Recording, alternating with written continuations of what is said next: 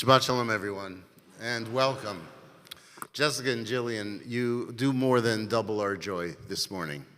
You make it infinitely better, and not only by how each of you did this morning, but I found it particularly heartwarming and beautiful to watch the support and love and joy that you give to each other.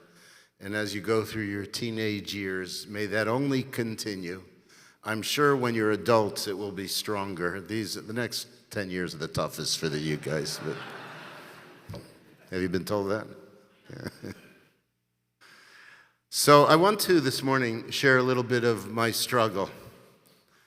And I became a little more uncertain about doing this after we all sang Am Yisrael Chai. Because here we are all very strong in our support and our desires to see Israel not only survive, but survive with strength, to come out of this war with a greater sense of its purpose. But like you, I am submerged in reading everything possible, listening to podcasts, thinking about Israel most of the day, every day. I find myself doing this between weddings and funerals and classes and meetings. And I also have this tremendous urge and motivation to continue to speak about Israel regularly, and I see it as part of my obligation. On the other hand, I feel, as you do, a little bit fatigued, and I fear that Israel is losing a lot of the support that is so important for it to continue on with strength. I think that we've all agreed that the focus has to be on one thing. This was from the beginning, and that's the victory over Hamas. But I also think that some 80 some odd days later, we realize that that moment of a grand victory where we can stand up and say the war is over, that may never come. We realize that the struggle will continue. And so in that realization, then, there should be deep concern about the international pressure that's mounting and has nearly become a crescendo to stop the bombing. And for that reason also, we have to be particularly grateful to this country. And yes, the people in Israel themselves are beginning their movement to save the captives, even if it means compromising the war effort for a while. The high toll of the loss of so many lives, in fact, can begin to erode national will. And so we know that we have to be wise, and we will be wise, and we have to be strong, and we will remain strong. But at the same time, we're smart people, and we recognize that conditions are changing. Conditions always change. Israel will go through not just the continuation of a battle with its enemies, but apparently there will also be struggles to be fought within. There was a great struggle taking place before the war broke out, and that will not be over. The shift in political favor we learned in the polls that were released this week have moved pretty significantly away from Netanyahu and towards Gantz.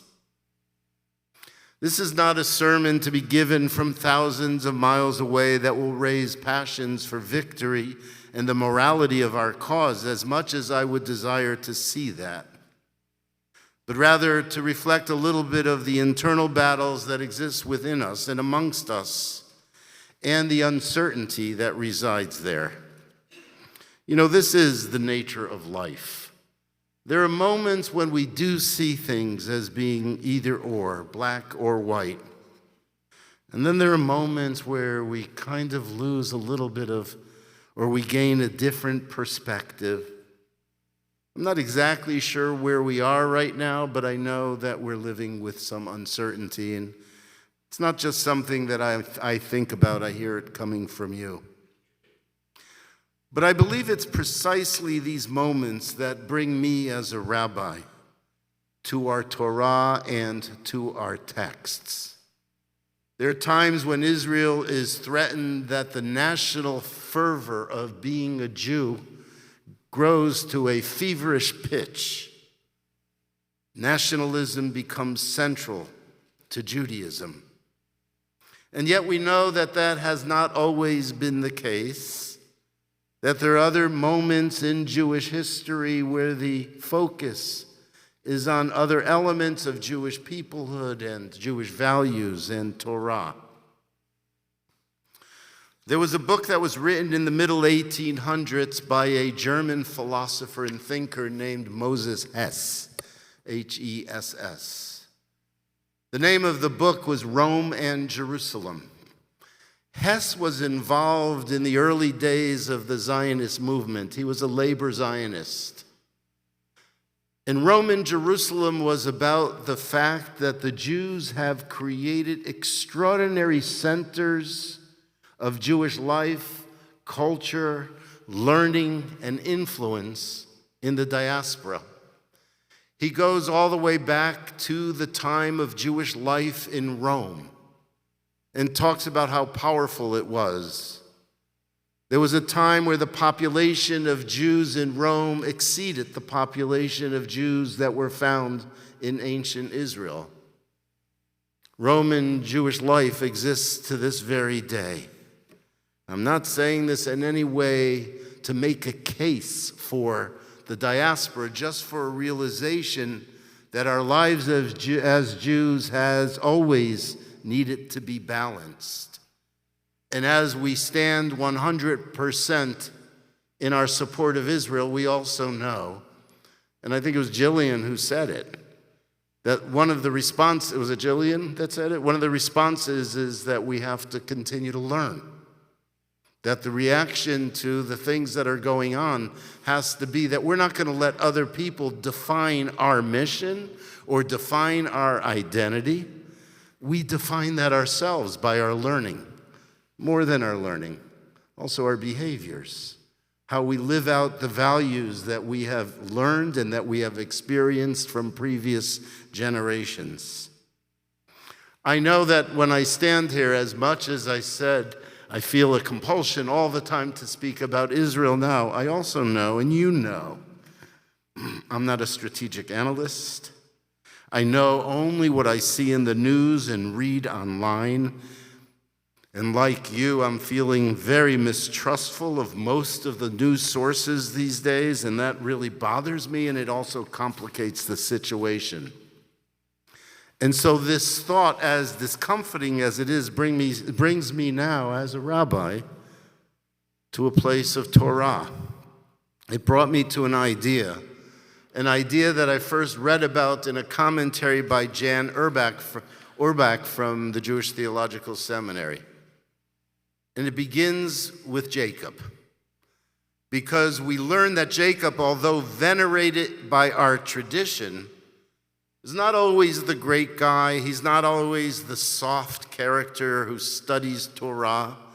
He's not always the dreamer who sees angels coming down a ladder.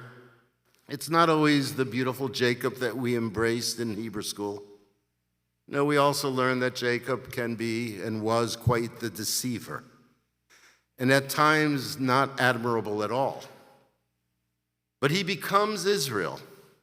He becomes the one who wrestled with God. And we are Bnei Yisrael. We're his descendants. And we continue to wrestle. We continue to wrestle with ideas. We continue to wrestle with what does it mean to have a faith in God, and what is and who is this God? And as I expressed earlier, we even wrestle with ideas about the nature of our lives and our mortality. I think that we turn to religion to find comfort and answers and hopes. It's one of the things that we want from religion. But it's not always there. We also turn to religion to inspire and to challenge and to let us know that, we're not doing enough or we're not doing the right thing. And that's what it means to be Jewish. To kind of struggle with the most important questions of life, not to be given them on a silver platter. I think there are a lot of so-called religious people who find a consciousness that's filled with calm, with peace, with beauty. But it always gets disrupted because that's not the lives we know. It's one of the reasons that I don't speak to you about Mashiach, about the Messiah. Because although it's a concept that brings necessary hope, inevitably, it brings disappointment. As long as there's life, there's struggle. And throughout our history, when ideas about Messiah or Messianism have come up in Jewish communities, historically it's brought disappointment. To not be in the struggle, then, is irresponsible. We always need to listen to different voices. And as Jews, we should be comfortable with disagreement. I know that's one of the things I learned growing up in my extended family, having dinners with them. But it was always done agreeably. I've told you the following before. I love the moments in my office when I get to meet with young couples who are about to get married. And I see how differently the couples will present themselves to me. It's obvious even by where they place themselves when I ask them to take a seat on my couch. Sometimes they sit really close together as if there's no other room there. And other times they'll sit on opposite ends of the couch. But I've learned not to be too judgmental. We're all different. It's very hard to predict success, with one exception. And that exception is when some younger couples come and they sit really close to each other on the couch. And then they say the following to me: Rabbi, we've never disagreed about anything. We agree about everything. We've never had a fight, because I'll ask them, how do they resolve difference? And then I say to them, go and find something to argue about. Because you have to learn to feel that. You have to learn to resolve struggle to be in relationship. And maybe even importantly, you have to be able to learn to live in that tension. Because who amongst us could say it doesn't exist? And I think that that's part of the beauty of our Torah. It's not read like other holy books that dispense wisdom, promises of peace, or eternal life. Or our books never say, this is the way. Nope. This is real life that we deal with here. Jacob's life is a testament to this. I learned from the same Jan Orbach something that really points to this type of tension, which comes from the story of Yosef. For Joseph is also really cunning and complex. The Joseph narrative contains a striking number of what she taught are called contronyms. Contronyms are words that simultaneously can convey opposite meanings. Orbach taught that contronyms are a natural linguistic expression of the Torah's insistence that either or, both and, that perspective is essential to understanding truth, to understanding other people and ourselves. And the portrayal of Joseph is the prime example. Is Joseph a hero who saves everyone from famine? Or is he an authoritarian enabler who's seduced by his proximity to power and wealth? Joseph encourages Pharaoh to store the corn and the grain. But in so doing, he encourages Pharaoh to consolidate and gain centralized control over the entire land. That Pharaoh should gain control over the wealth and the population of Egypt. The people give up what they own. They give up their land. And this is under advice from our Joseph and their little wealth in order to be able to be fed. And Pharaoh and his top brass, they gain more and more and more power. So it may be Joseph himself who set the stage for oppression and slavery. And if you want the proof text, look at the end of last week's Parsha. It's there.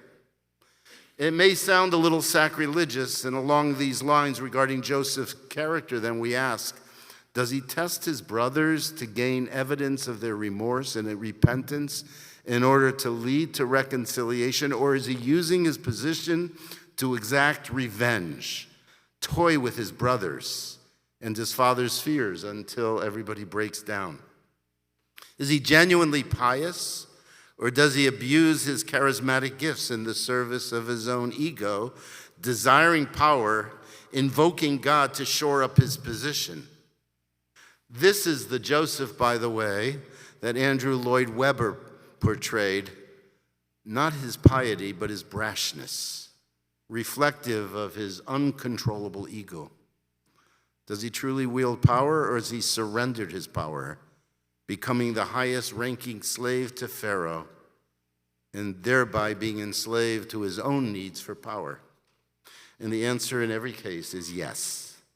But it's quite hard to simultaneously hold conflicting views of one person.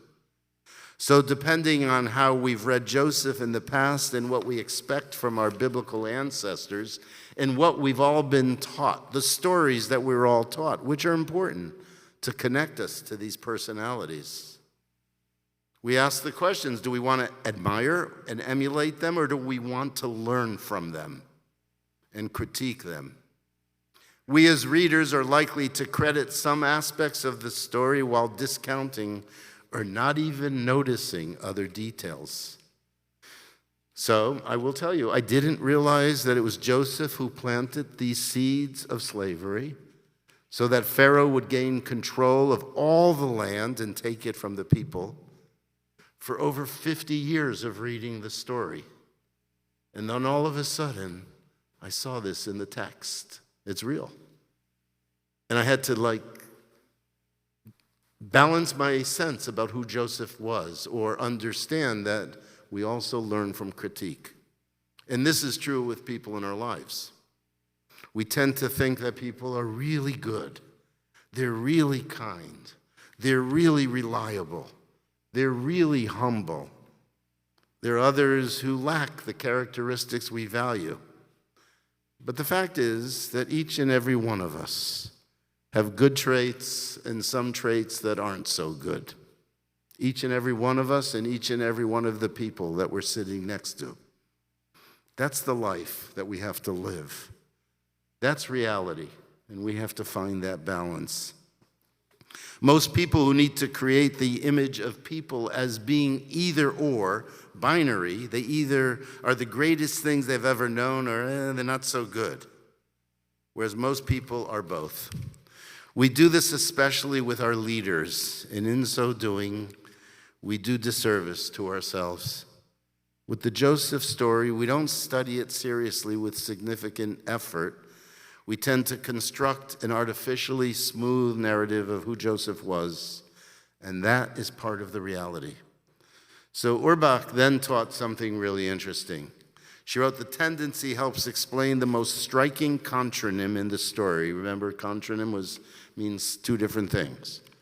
The root word nechar, nun chaf resh, it's used in one single verse, and it means both he recognized and they did not recognize. When Joseph saw his brothers, he recognized them, but he made himself unrecognizable to them. These are the type of challenges that we face. What we think we see is not always what's there, and sometimes what's not there is there, but we don't see it. It's no accident, then, that this insight is highlighted just at this point in the story as it begins its movement toward the reconciliation of the brothers who very easily hurt one another. They step out of their familiar landscape into a strange land, the land of Egypt. It's a strange land in many different ways. It's a strange land with different ways of thinking, and it became a bit foreign. But it takes effort and courage to be able to go there, and from there, learning can take place. And that's what the narrative we read today did also. Because this reading contains Birkat Yaakov, which I always love to speak about, the blessing of Jacob to his sons. Each of the sons will become heads of tribes, as well as the names and identities of the tribes themselves. And what we see is that each of the sons is quite different, really different. Different in temperament, different in essence, different in essential values. But yet they become the tribes of Israel. They're united by something very important, a future. They're tied to each other, just like we are tied to each other, even if we accept difference. And that's the great challenge. We so value the unity that we expect as a people. It's been so important the last 84, 83 days. It's not like the unity that's found in a dictatorship, an autocratic society. It's a unity that's based on respect for diversity and a realization that that's what makes the 12 sons, the tribes of Israel. And then what did we do after the blessing? We complete the book. And what do we do when we complete the book? We say, Chazak, Chazak, v'nit chazek. You be strong, you be strong, you be strong, I'll be strong. And through our individual strengths, we will strengthen each other. And how important that is. How important that is to think about as we will enter a time where the struggle will move from without to becoming a struggle within. And so here's my hope and prayer. May we all be strong. May we all be wise. May we all be strong enough and wise enough to give each other the strength that's necessary for continued Jewish survival and the survival of the state of Israel. Shabbat Shalom.